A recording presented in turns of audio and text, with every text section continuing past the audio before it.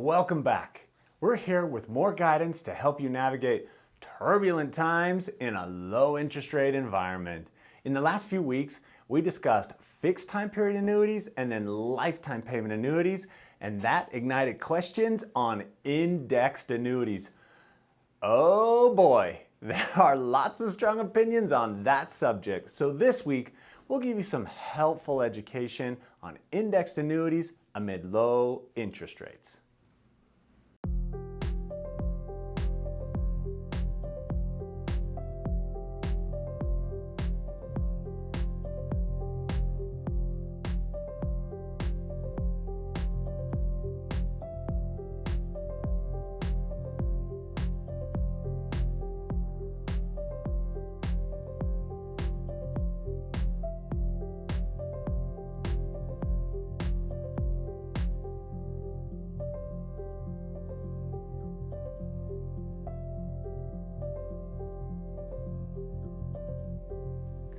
When it comes to indexed annuities, this is usually the way that our clients and prospects and how they ask about an indexed annuity. They'll say something like this. They'll say, okay, so I'm curious, I've kind of heard about, there's one of these deals where your account can grow like the stock market, but then you never lose money. I mean, that sounds really good to me, but that sounds a little far-fetched. Something along those lines is usually how that conversation starts. Retirees never really use the word indexed annuities.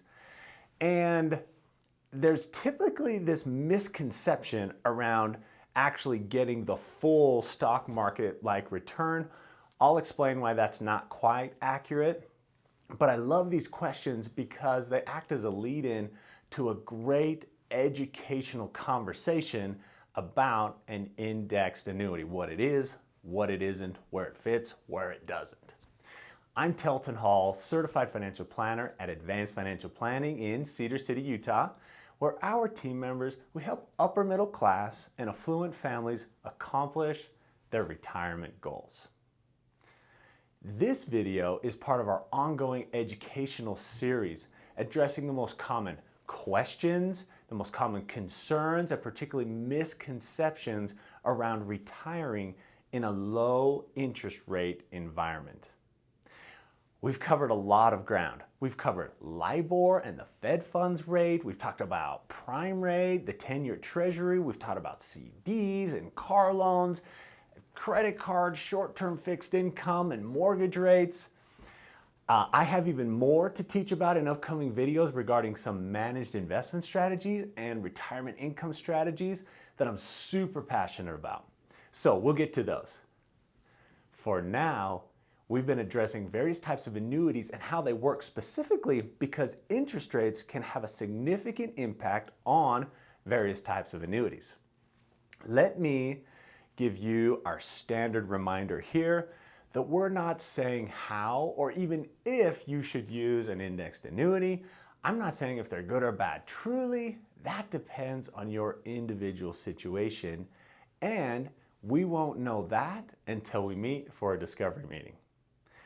However, I am convinced that anybody that's really obstinately on one side or the other, either never use them or they're the best thing since sliced bread, they're either uneducated or they have some kind of axe to grind. So my suggestion would be, don't let them grind it away on your retirement assets. Instead, let me give you some basic understanding of what they are and how they work and the impact of interest rates. All right, here we go. First, I've been using the phrase indexed annuities. So agents that are only life insurance licensed, so they can only use what are called fixed products with their clients, they will often call these fixed indexed annuities, FIAs. On the other hand, advisors that have both an insurance license and have investment licenses, they're called securities licenses technically, they will often refer to them as equity indexed annuities, EIAs. So now you know some of the wording there. Second, practically every contract's going to be different, but there are some general rules of thumb. First, you'll want this to be long-term money, because there's usually going to be a 7 or a 10 or maybe even longer a surrender penalty, where if you put money in and then you turn around and cash that out or surrender it, then the money that you cash out during that time frame is going to be a surrender penalty there. So if you're going to turn around and cash these out, then it's probably not the right place for those funds. We explore way better options for shorter term money in some previous videos. Keep in mind, that's not to say that you couldn't draw some money out of these contracts each year. They'll usually let you take 10% without triggering that surrender penalty. So there could be some strategies that you could use there. For example, maybe you could skim off the interest each year, something along those lines. Next, the guarantees, they're an agreement or a contract they're backed by the financial strength of the insurance company. So it's not FDIC insured money. The insurance company guarantees the principal, but the interest rate that you receive, it's based on some type of crediting method. So this crediting method is where the interest rate environment that you're in, it can have a major influence. So let's spend some time, let's talk in general terms about these crediting methods. Remember, this is not a fixed type where the interest is set by the insurance company, and it's not a variable type. That's the one where you have sub-accounts that are actually invested in stock or bond market allocations. It's not either one of those. Instead, your money goes into the general account of the insurance company, and then usually one time a year is when the insurance company credits interest to the account. Your most basic types of crediting are called participation and cap. I won't take time right now to go into all the other types of crediting methods. Like you've got, for instance, you've got monthly averages and quarterly averages. You could do a multi-year cap or spreads, or there's a performance triggers is another one. Just know that there are other crediting methods than what I'll talk about right now. If you decide that you're never going to invest in the stock or bond markets again, and you feel like you're getting ripped off by the FDIC insured accounts, then you might end up looking at one of these, and at that point, that'll really be the time to explore these different crediting methods. For now, let's talk about participation and cap. They can work like this. The insurance company is going to give you a few market-based indexes to choose from, like maybe a Russell Barclays blend or the S&P 500. That's a typical example because it's well known. And you get to participate in a portion of the gains of that index. Let's look at just like a hypothetical example where the insurance company, let's say they offer a participation rate of 70% or a cap of 5%. Then let's pretend that the index that you choose, let's say that it does 10% for the year. So the account, it would stay flat during the year. Then on the anniversary date of the year, you would get, if the index did 10%, you would get 7% added to your account value if you did that 70% participation rate. Or you would get 5% if you had elected for that 5% cap. So let's say that the next year the index has a negative return. Well, in either scenario, your account gets 0% return that year. This is because your money, it's not actually in the market index. The index is just the measure to determine the amount of the credit. So then let's say that the next year, the index, let's say it does 6%. Well, 70% participation of 6% is 4%. So if you went with the participation route, you get 4% that year. If you did the 5% cap, then 6% is higher than 5, so you would cap out and you would get 5% that year. So from an expectation standpoint, it's not really anticipated that an indexed annuity return would typically keep pace or outpace the actual index over any kind of extended period of time. So, but you get the benefit that you avoid negative years. So that's cool. Let me explain in generic terms how this crediting method works, because it helps us understand the impact of low interest rates. So if you put money into an indexed annuity, those funds, they're going to go into the insurance company's general account. This is invested in long-term, pretty secure bonds, maybe even Class A commercial mortgages. Each year, some of them are going to mature and be reinvested. And all those holdings in that general account, they're there to pay interest. That's their point.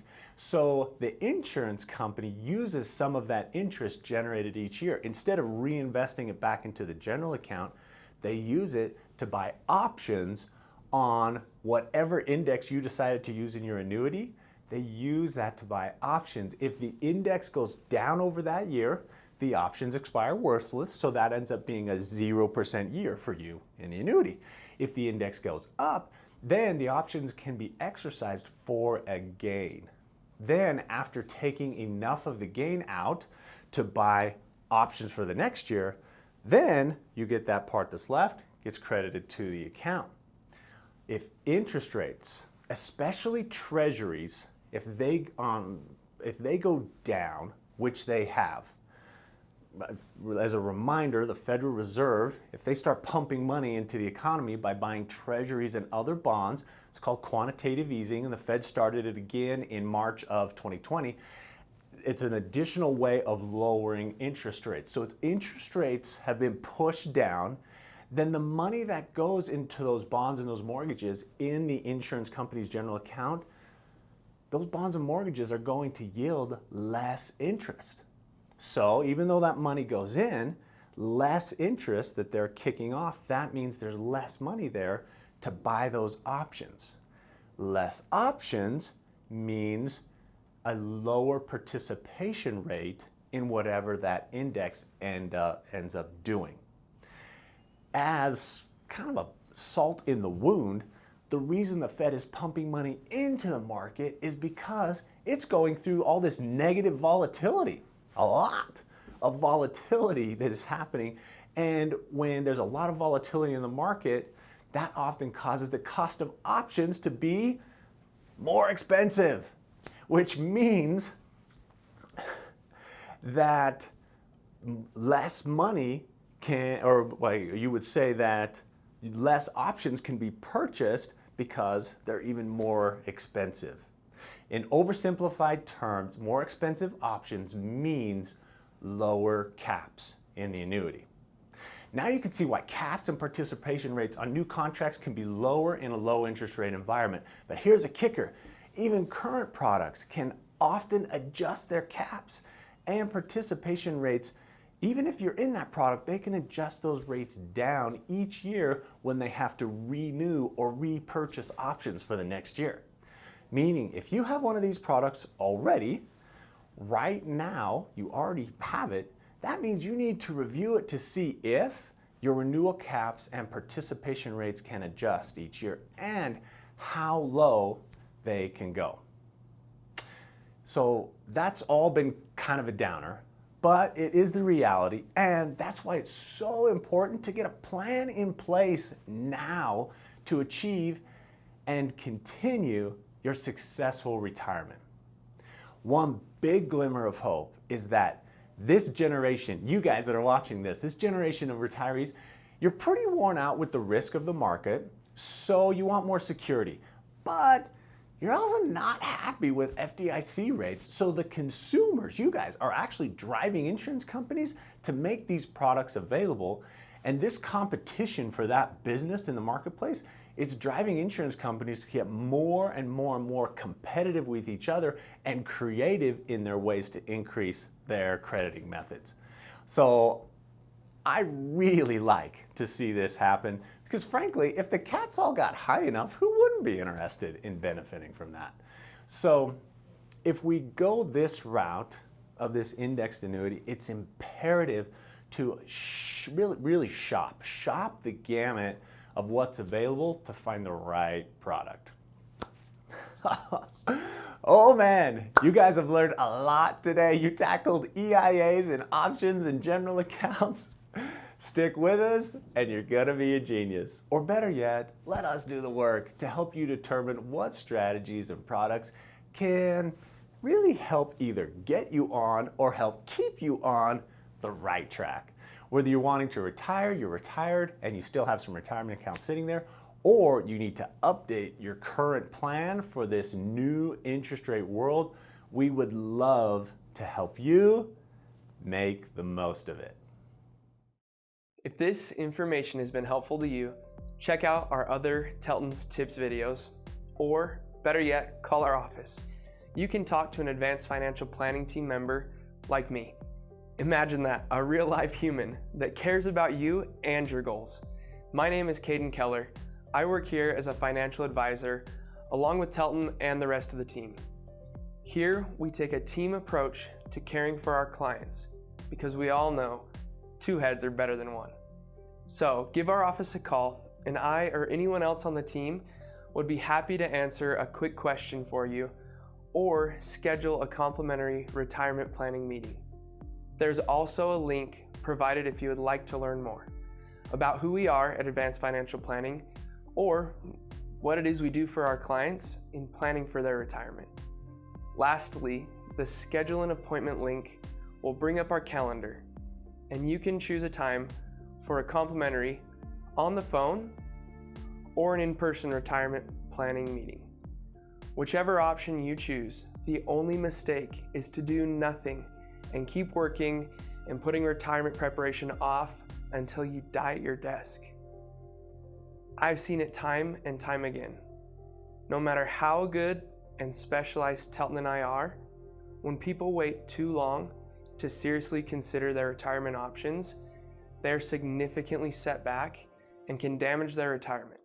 So call, schedule, or click to learn more. You've got nothing to lose and your future self in retirement has a whole lot to gain.